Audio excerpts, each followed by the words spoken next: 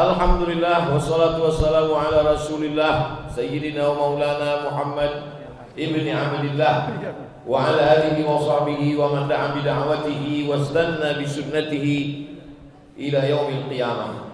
Bapak-bapak, ibu-ibu, alim ulama, cerdik pandai, tokoh masyarakat, hadirin hadirat, yang tua, yang muda, insyaallah semuanya dimuliakan Allah Subhanahu wa taala. Apa kabar Bapak Ibu? Sehat? Badan sehat? Kantung sehat? Dah, alhamdulillah. Kita lanjutkan hadis ke-23 dari Muawiyah bin Abi Sufyan. Muawiyah ini sahabat Nabi yang pernah jadi khalifah.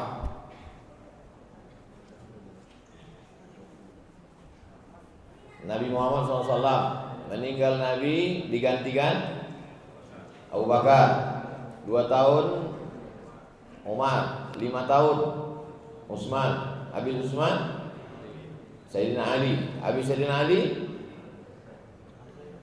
Hasan 6 bulan, genap 40 tahun. Khilafatun nubuwah 40 sanah. Pemimpinan kekhalifahan itu kenabian 40 tahun. Nabi Muhammad 10 tahun, Abu Bakar, Umar, Utsman, Ali 30 tahun kurang 6 bulan. Datang Sayyidina Hasan, anak Sayyidina Ali, pas 6 bulan. Dengan 6 bulan itu lengkaplah 40 tahun. Habis Sayyidina Hasan, masuk Muawiyah. Inilah periwayat hadis Muawiyah bin Abi Sufyan. Qala Rasulullah sallallahu alaihi wasallam, Rasulullah bersabda, "May yuridillahu bihi khairan yufaqihhu fid din." Kalau Allah ingin orang itu baik, yufaqihhu fid din, dipahamkannya agama. Mudah-mudahan anak cucu kita paham agama. Amin. Makanya doa Nabi untuk Sayyidina Abdullah bin Abbas, Allahumma faqihhu fid din, pahamkan dia agama. Paham agama ini macam orang paham lalu lintas, tahu dia mana trotoar, mana jalan. Paham agama ini macam orang paham rambu-rambu, tahu dia, oh kalau ini P itu apa arti rambu-rambu P? Tak boleh parkir. Oh ini lampu merah. Kenapa kau lewat juga? Ini kan lampu udah merah. Kata polisi, belum merah kali Pak. Itu tahu tapi tak paham. Makanya di sini tak disebutnya. Kalau Allah itu Pak Ustadz, kenapa banyak orang tahu agama tapi melanggar? Bukan tahu. Dalam hadis ini bukan disebutnya tahu. Yufaqihu, paham. Sekarang banyak orang tahu agama tapi tak paham. Nilai akhlak, mata kuliah akhlak A, tapi tak berakhlak. Sama macam anak hafal doa. Doa masuk WC, Allahumma inni a'udzubika minal khubuthi wal khaba'ith. Doa makan, Allahumma barik lana mimma razaqtana wa qina adzabannar. Doa masuk masjid, Allahumma iftah li abwaaba rahmatik. Hafal doa tapi tak pernah berdoa. Tak paham. Oleh sebab itu yang diinginkan ini paham. Mudah-mudahan kita ini bukan tahu agama tapi paham agama. Banyak sarjana agama tak paham agama. Sarjana dia agama, habis 2 sekian SKS tapi tak memahami agama. Nah, jadi yang disebut ini paham. Orang yang paham itu namanya faqih. Nama ilmunya biasa disebut fikih. Orangnya faqih. Maka di sebagian tempat disebut tuan faqih. Ada di kampung awak kan? Tuan faqih. Kalau satu orang faqih, kalau banyak fuqaha, ahli-ahli fikih. Falaula nafara min kulli firqatin minhum ta'ifatun liyatafaqahu fid din. Jangan semuanya pergi perang. Hendaklah beberapa orang itu liyatafaqahu, memahami agama.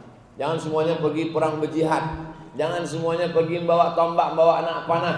Mesti ada 2-3 orang membawa pena dan kertas menulis. Jangan semuanya pergi berperang ke hutan. Hendaklah beberapa orang datang ke masjid belajar agama. Untuk apa? Liyatafaqahu fiddin, untuk memahami agama. Anak-anak muda ini insya Allah kalau ikut dia pengajian ini pertama tahu dulu. Sesudah tahu lama-lama paham. Saya tak maulah Pak Ustadz ikut-ikut ngaji ini nanti anak saya jadi teroris. Itu berarti ayahnya tak paham.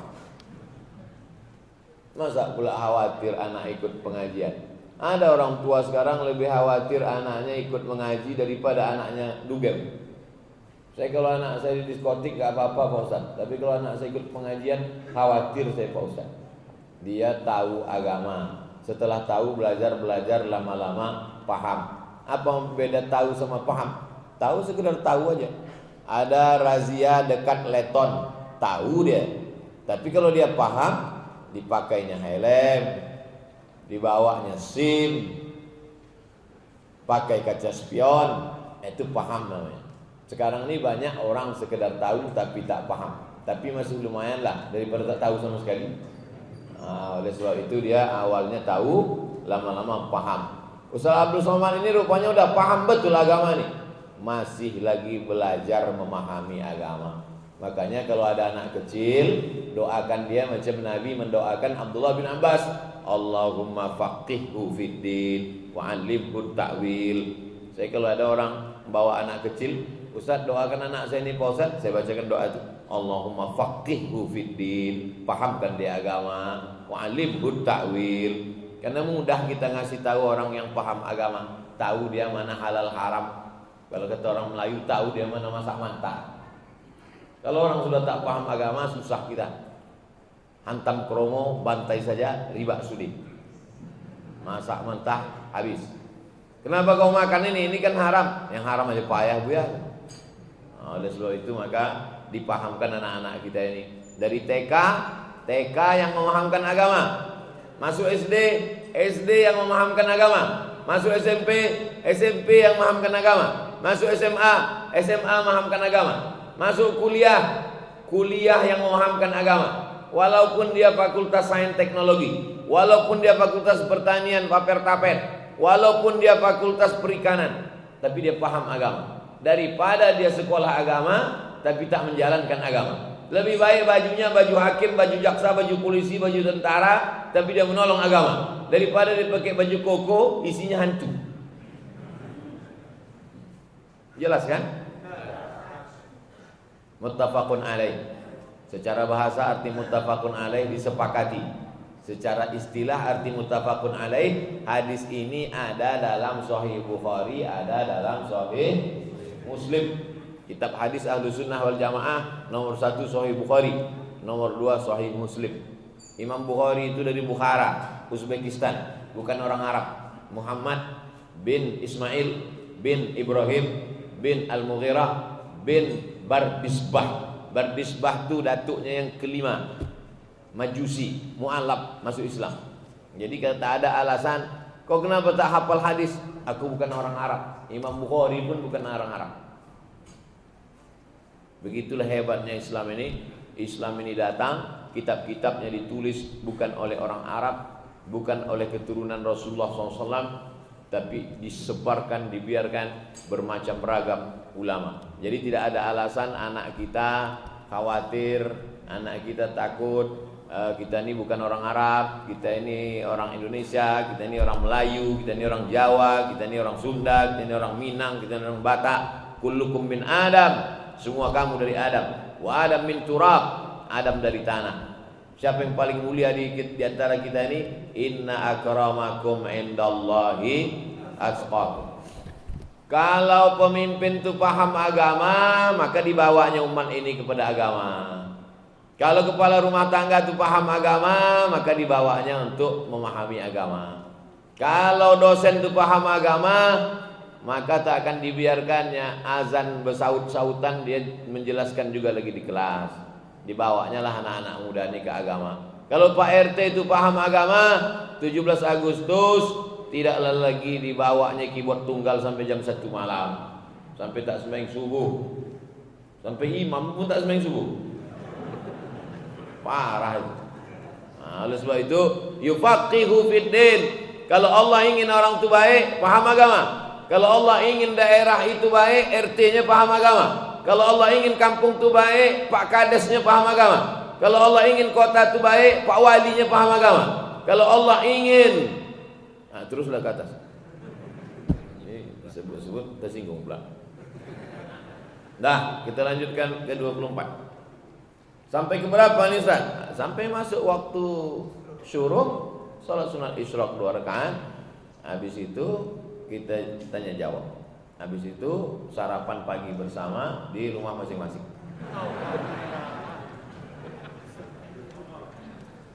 Kalau tak paham berarti belum yufaqihu fiddin. Hadis ke-24 dari Abu Hurairah, namanya Abdus Syams, hamba matahari. Di rawah Nabi namanya menjadi Abdurrahman. Ada di rumah ini nama orang hamba matahari? Tak ada. Kalau ada kita rawah jadi Abdurrahman.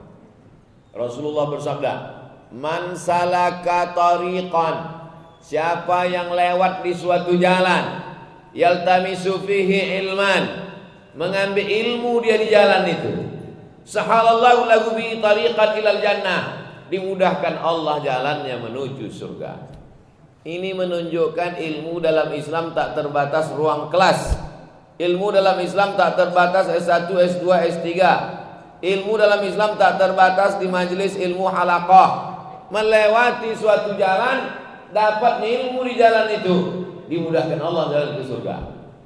Lewat dia di jembatan Leton, dapatnya ilmu di Leton. Ilmu apa dapat di Leton? Kira-kira ilmu apalah dapat di Leton? Yang pertama, kalau kita lewat di Leton itu dapat ilmu bahwa buatan Belanda lebih tahan dari buatan kita. Ilmu betul.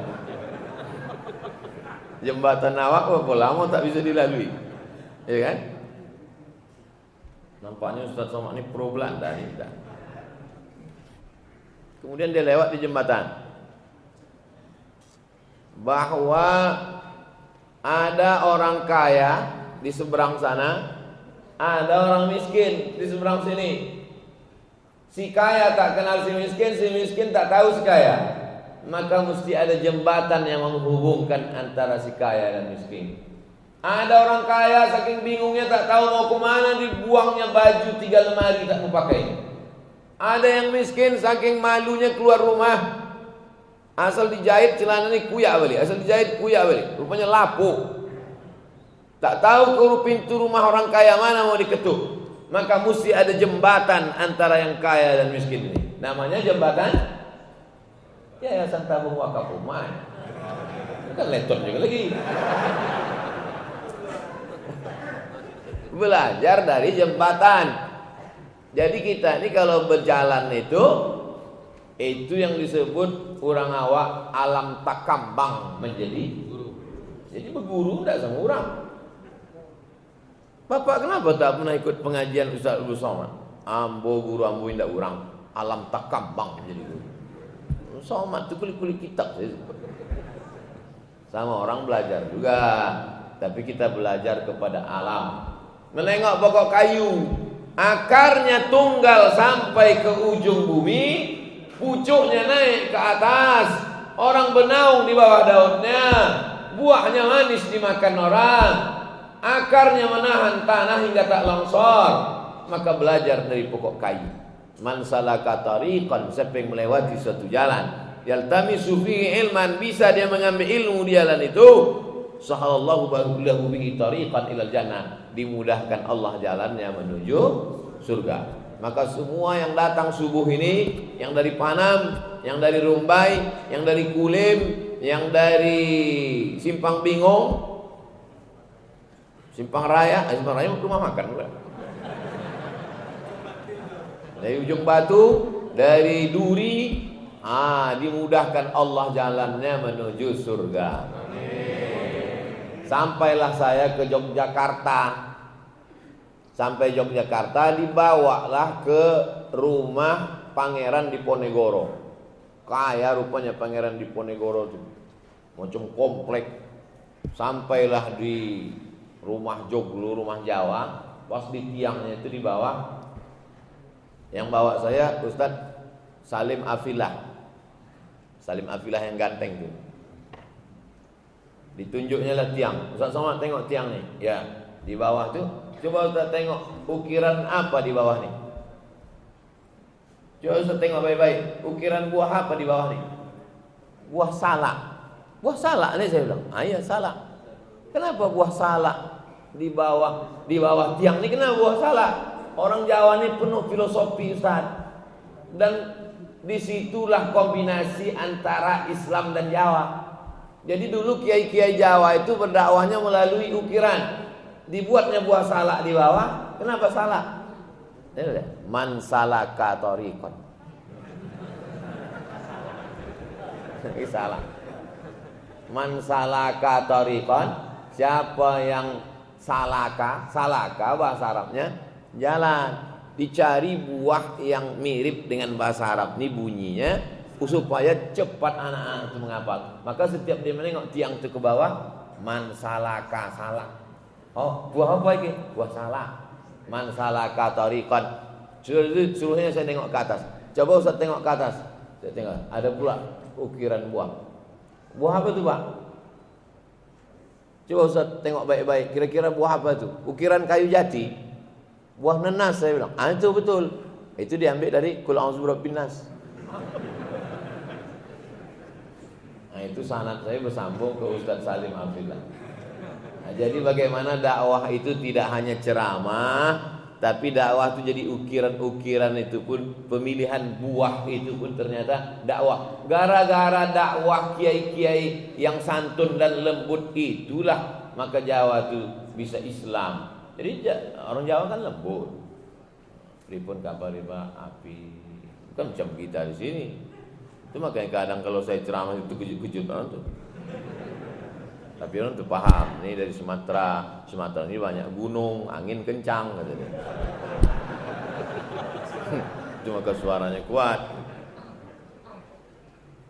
Man salaka tariqan, siapa yang melewati suatu jalan, yaltamisu fihi ilman, mengambil ilmu dia di jalan itu, maka pandangannya bukan sekedar pandangan sekali lalu, tapi memandang dengan penuh pelajaran. Apa iktibar yang bisa kita ambil? Makanya selalu pesan khatib, fa'tabiru ya ulil absar. Ambillah pelajaran, fa'tabiru artinya ambillah pelajaran. Ya ulil orang, absar orang yang punya pandangan, bukan punya mata. Banyak orang punya mata tak bisa memandang. Tapi yang disuruh ini adalah ambillah pelajaran wahai orang punya pandangan. Itu hadisnya ada dalam Sahih Muslim. Hadis ke-25 dari Abu Hurairah juga. Iza mata ibnu Adam. Kalau dalam Sahih Muslim bukan begini bunyi hadisnya. Iza matal insan. Yang ada dalam Sahih Muslim, iza matal insan. Insan itu sama dengan ibnu Adam. Tapi ibnu Adam itu lafaz dalam Sahih Muslim insan. Jadi kalau mau meriwayat begini ini, iza matal insan. Kenapa orang di belakang ini tak berhenti-berhenti ceramah dari tadi? Idza mata ibnu Adam. Kalau anak Adam mati. Kita ini anak Adam atau tidak? Anak Adam kan? Enggak Pak Ustaz, ayah saya Sufyan. Maksudnya anak cucu cicit keturunan Adam. Itu maksudnya. Idza mata ibnu Adam. Kalau anak cucu cicit Adam ini mati, inqata'a amaluhu, putuslah amalnya, illa min salasin, kecuali 3. Apalah yang mengalir? Shadaqatun jariyah. Sedekah jariyah. Ini yang mewakafkan menara tadi. Itu gambar menara. Oh, berapa meter tingginya? 23. Kalau di Rokan Hulu tuh 99, maka disebut menara 99. Waktu saya pertama naik ke atas, kata Pak Ucok Parlawangan Siregar, Ustadz naik nanti ke atas, nampak rumah Ustadz di Panam. Naiklah saya ke atas. Pas naik saya ke atas, tengok nampak pucuk-pucuk gota. Saya bilang, kata Pak Ucok, nampak rumah di Panam. Menengoknya pakai mata hati. Besok dikerja ya. Shadaqatun jariyah, itu yang mewakafkan semen, yang mewakafkan batu, yang mewakafkan kerikil, yang mewakafkan kubah menara itu, setiap hari dikumandangkan azan 5 waktu, mengalirlah pahalanya ke makam dia sampai hari kiamat. Termasuklah yang memencetkan tombol tadi. Amin, amin. Nampaknya banyak yang tak setuju. Saya tak ada minta, panitia ngasih. Kemarin di PLN Palembang, saya juga mencet. Pemencetan tombol berdua sama GM, General Manager PLN. Sebelum tangan bapak itu sampai, terpecit saya duluan, berbunyi. Ini rasa-rasa berdosa saya. Habis itu saya, mohon maaf pak, gitu. Iya tak apa-apa, gitu. Tangan saya sampai duluan. Itu sebetulnya secara simbolis saja. Menara, sebelah mana menaranya? Kanan. Udah siap? Belum lagi. Oh. Agak-agak. Kita doakan menara ini cepat siap. Nah, yang ada semen, kasih, kirim. Di bawah tempat duduk. Di bawahnya tempat wudhu. Bagus. Naik ke atas. Yang tua jangan naik, nanti saat kita. Shadaqatun jariyah. Yang kedua, kami ini tak kaya Pak Ustadz, duit tak ada untuk ngasih semen. Ilmun yuntafa'u bih. Ilmu juga mengalir sampai mati.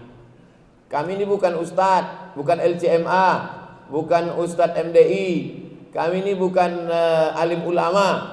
Ibu mengajar anak sebelum tidur malam, bismika Allahumma ahya wa amut. Ibu ajar anak a'aba taba batata batasa sasasa. Ibu ajarkan anak, mengalir pahalanya. Saya belajar alif di atas alif, di bawah ilif, depan u sama orang tua saya. Sampai hatam Quran.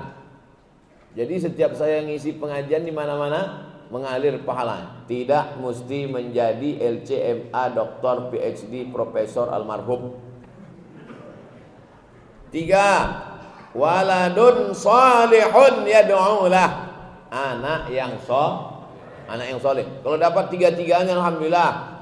Kaya, rajin sedekah, ilmu, anaknya soleh, dapat 3-tiga. Saya tak kaya Pak Ustaz, berilmu pun tidak Pak Ustaz. Anak ada 3 Pak Ustaz. Cuman anak itu sekarang, yang pertama sakau. La ilaha illallah Muhammad. Jadi sengaja dikasih Allah Ta'ala 3 nih, supaya kita ada pilihan. Andai tak ada anak, banyak-banyak sedekah. Andai tak bisa sedekah, banyak-banyak pula dibalik. Aku nanti bangga, kata Nabi, mukasirum bikum bainal umam. Aku nanti bangga di akhirat, umatku paling banyak. Tazawwajul walud al-wadud. Nikahilah perempuan yang subur-subur, karena aku bangga. Akhirnya Indonesia, bupati-bupati, gubernur-gubernur yang berhasil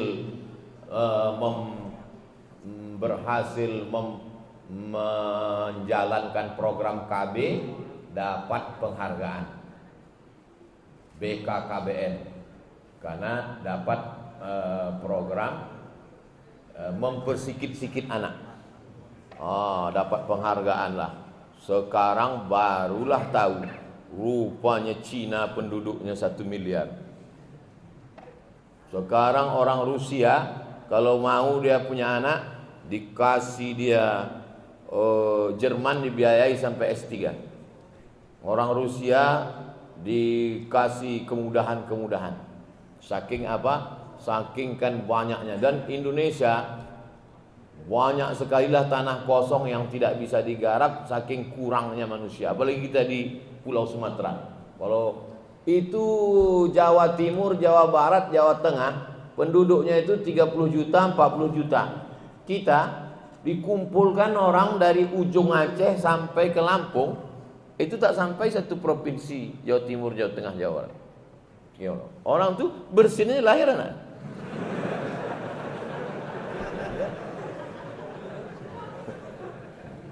oleh sebab itu maka jadi anaknya soleh, rezekinya melimpah ruah, ilmunya bermanfaat, maka mengalirlah dia. Gara-gara inilah sebagian orang tak mau tahlil. Gara-gara hadis ini.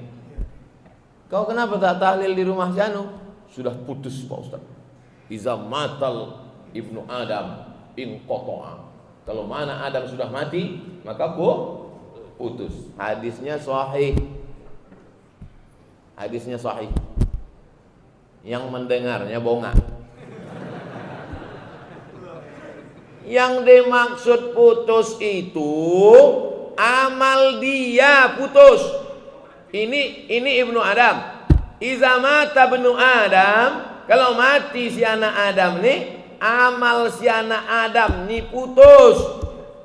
Bukan amal orang kepada dia. Nampak? Itulah bahayanya baca hadis diterjemahkan sendiri, baca sendiri. Iza mata ibnu Adam, kalau mati anak Adam, in qata'a, maka putus.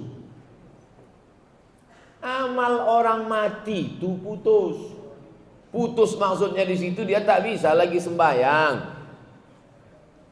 Orang meninggal bisa sembahyang? Saya tanya sekali lagi. Orang meninggal bisa sembahyang? Saya tanya sekali lagi. Yang ketiga kali. Orang meninggal bisa sembahyang? Tidak. Waktu Nabi SAW Isra Mi'raj, nampaknya Nabi Musa sembahyang di kuburnya.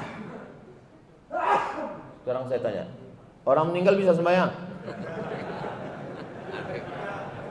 Bisa. Hadis sahih tentang Isra Mi'raj. Nabi-nabi beribadah di kuburnya. Lalu yang putus itu apa? Yang putus itu amal taklifi.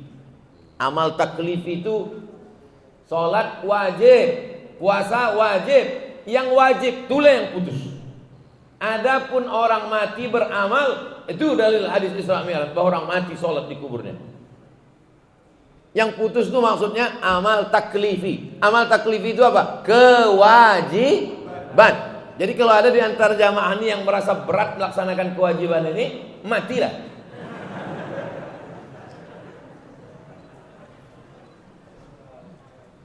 Iza matal insan, kalau si insan ini mati, maka putuslah amal taklifinya. Tak wajib lagi sembahyang, tak wajib lagi puasa, tak wajib lagi haji, tak wajib lagi. Itu maksudnya. Bukan amalnya putus. Kalaulah amal manusia itu putus sesudah mati, maka tak ada sholat jenazah. Sholat jenazah itu kan amal orang hidup untuk orang mati. Baca Fatihah tak sampai untuk orang mati. Takbir sholat jenazah berapa kali? 4 kali. Takbir yang pertama, Allahu Akbar. Apa dibaca? Sampai tak untuk orang mati? Sampai. Kalau tak sampai, tak usahlah baca Allahu Akbar. Fatihah tak sampai. Sampai untuk orang mati. Nah, ini hadis ini dipahami baik-baik. Jadi kalau ada orang tak mau ikut baca doa untuk orang mati, gara-gara hadis ini tak mau membaca Yasin, gara-gara kata dia udah putus, kau yang putus. Putus kabel tuh. Paham ya? Itulah makanya perlunya paham agama. Kalau orang paham agama, walaupun dia tak setuju, dia tidak akan memicu konflik perkelahian. Kenapa? Karena dia tahu ini pendapat bukan satu, tapi banyak pendapat para ulama. Hadis ke-26 dari Abu Umamah. Dzukira li Rasulillah SAW rajulani. Ada 2 orang. Ahaduhuma abidun. Yang satu ini ahli ibadah. Wal akharu alimun. Yang satu banyak ilmu.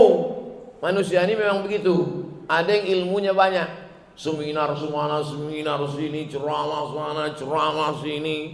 Sembahyang 2 rakaat. Yang ini tak ada ceramah, tak ada seminar, tapi sholat duhanya 8 rakaat. Tahajud malamnya banyak, khatam Qur'annya banyak. Kita ini dalam hidup ini pilih 2. Kau mau jadi alimun atau abidun? Jangan syaitonun. Yang satu alimun, yang satu abidun. Apa kata Nabi SAW?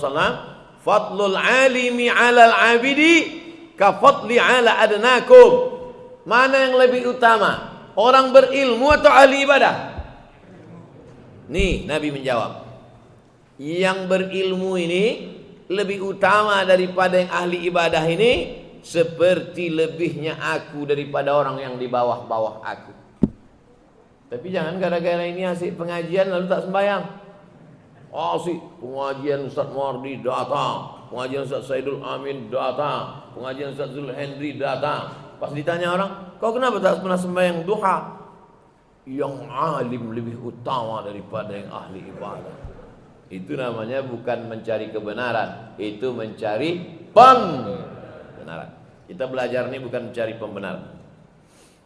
Qala Rasulullah, apa kata Nabi? Innallaha wa malaikatahu, sesungguhnya Allah, malaikat-malaikat, wa halas samawati wal ard, makhluk-makhluk yang ada di langit, yang ada di bumi, hatta namlah fi hujuriha, sampai semut-semut yang ada di lubang tanah, semut-semut yang ada di sarang, wa hattal hud, sampai ikan-ikan, la yusallun, mereka semuanya berdoa ala muallimin nas al khair, untuk orang-orang yang mengajarkan agama. Semut dalam sarang, ikan dalam kolam, semuanya berdoa untuk orang yang mengajarkan agama. Semut-semut yang ada di celah-celah rumah ibu, di dapur-dapur ibu itu, ikan-ikan mahal yang ada di akuarium bapak, semuanya mendoakan orang yang mengajarkan agama dengan ikhlas. Doakan Abdul Somad supaya pengajar ini ikhlas. Amin. Supaya kalau dia ikhlas, ikan-ikan yang di akuarium bapak tuh, yang harganya mahal itu, seekornya sampai 50 juta, bahkan ada yang menang juara koi di Jepang tuh sampai 1 miliar, mulutnya begini-gini dari pagi sampai petang.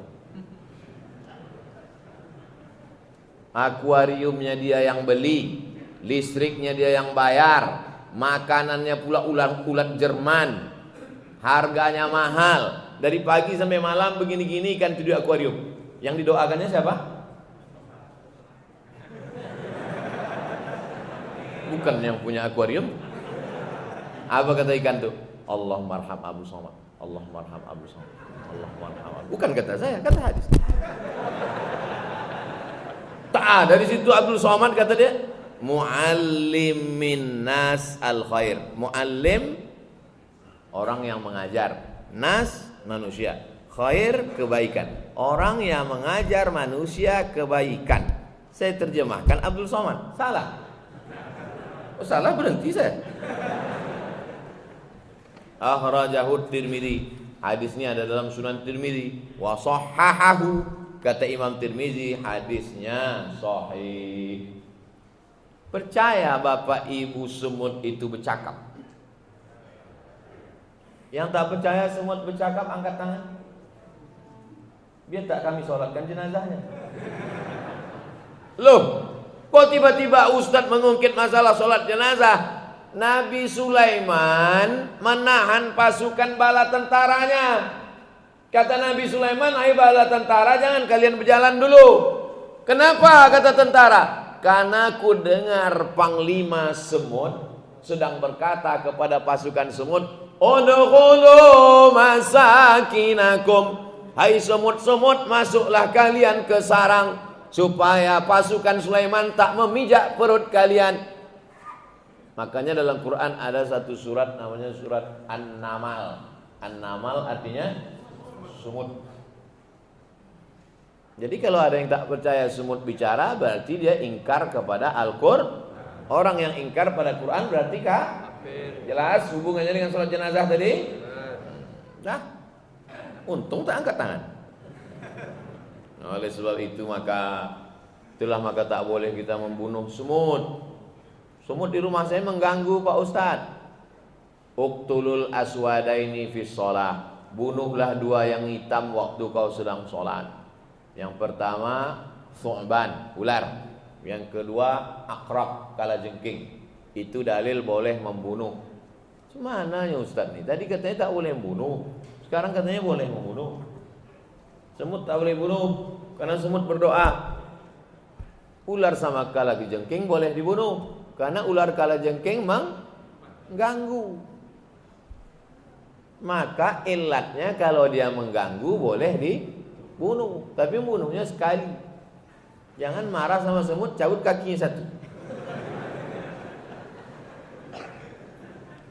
Tangkapnya semua, diambilnya jepitan-jepitan dokter rumah sakit. Tak boleh dicabut, buat tekilir aja dulu.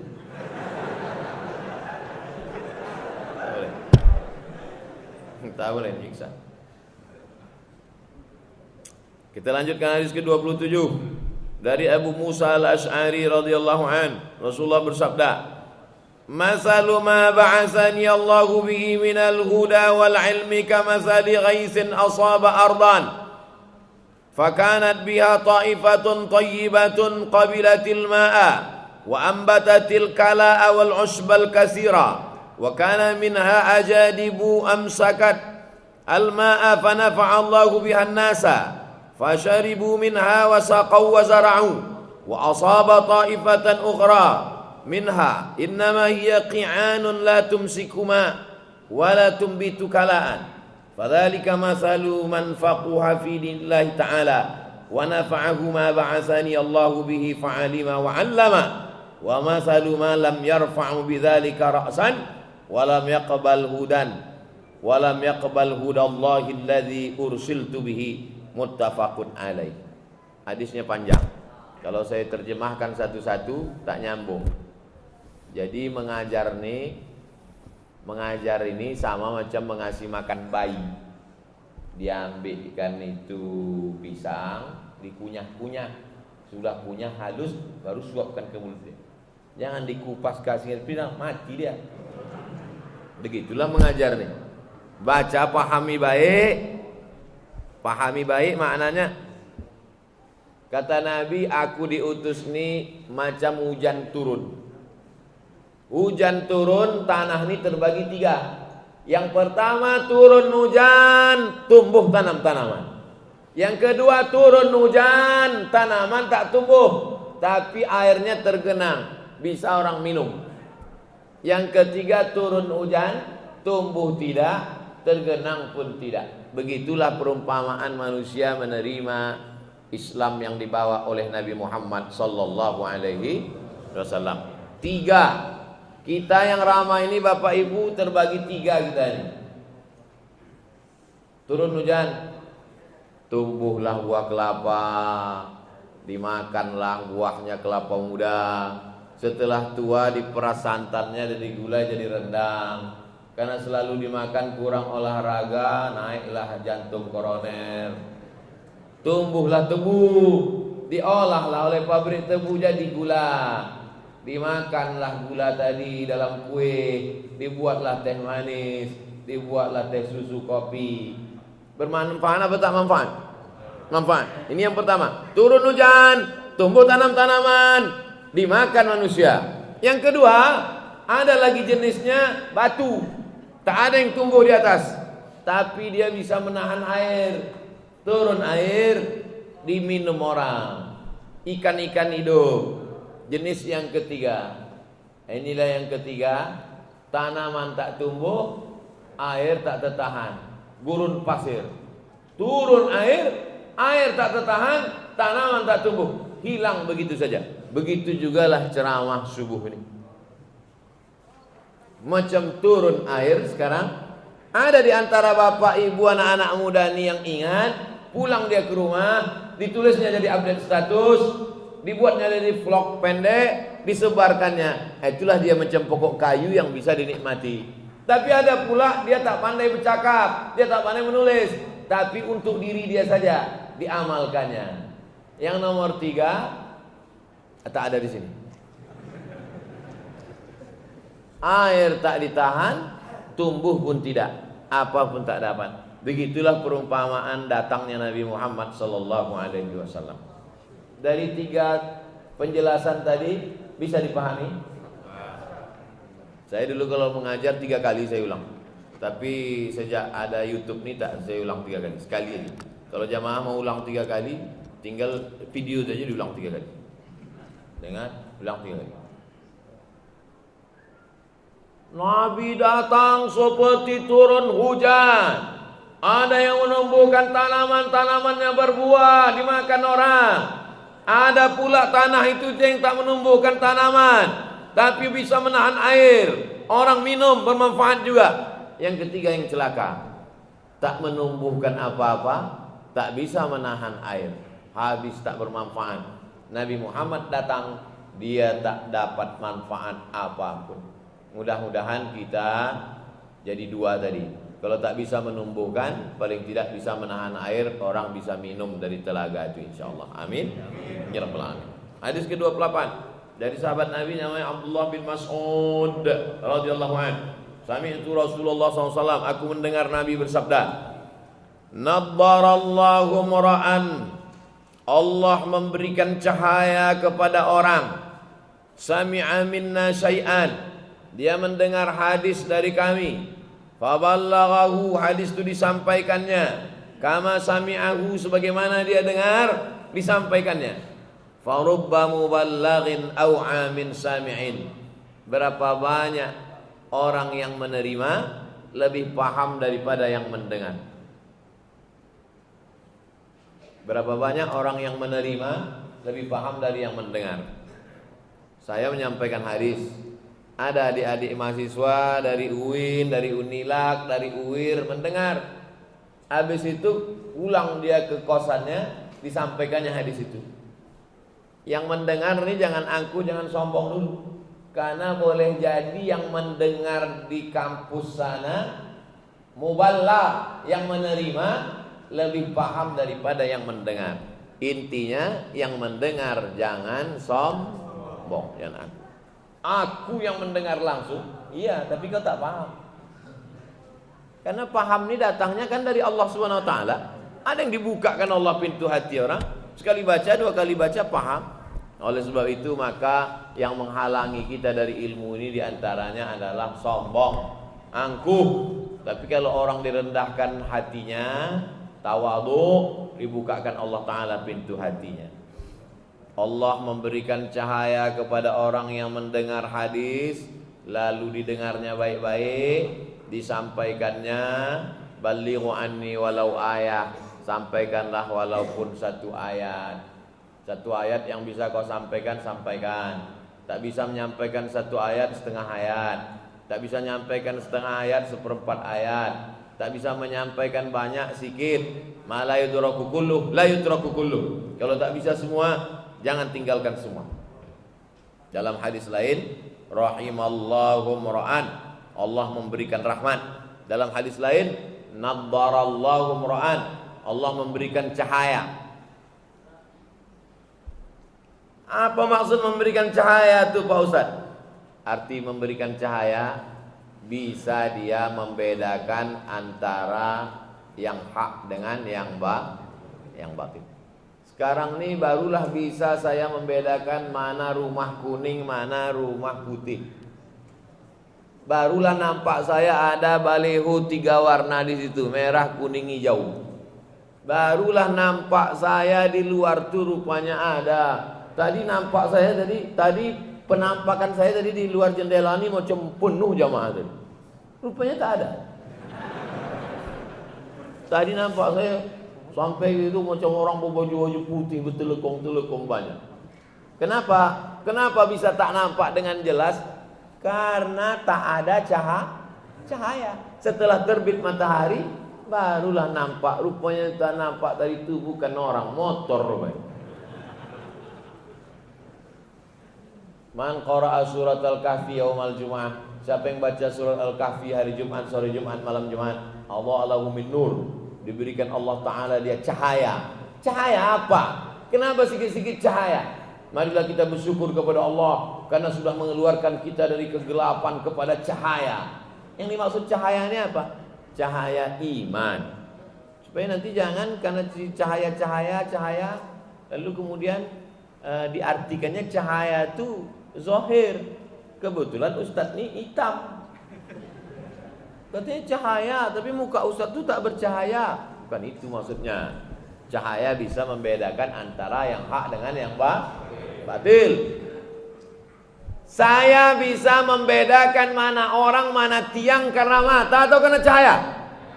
Karena cahaya. Ini orang, ini tiang. Sampai tak tersipak kita kepala orang. Itu bukan karena mata, tapi karena cahaya. Siapa yang tak percaya, datang nanti malam kemari jam 12 malam, matikan semua lampu ini, buka mata buku lebar-lebar. Kalau bisa kau menengok mana tiang, mana orang, potong telinga di sebelah. Kita bisa melihat bukan karena mata, tapi karena cahaya. Cahaya itulah yang diberikan Allah. Maksudnya bisa kita membedakan mana baik, mana buruk. Bisa dia membedakan mana beras raskin, mana beras dia. Sekarang banyak pegawai tak tahu membedakan mana beras raskin, mana beras dia. Dimakannya beras raskin tuh, dicucinya pakai pemutih. Bisa dia membedakan mana duit dia, mana duit orang. Sekarang banyak orang tak bisa membedakan. Asal nampaknya duit, duit dia. Itu orang tak dapat cahaya. Habis waktu. Oh, cepat waktu habis di masjid Baitul Mu'tamar. Masya Allah. Habis hadis yang ke-28. Nanti pertemuan berikutnya masjid mana kita buat?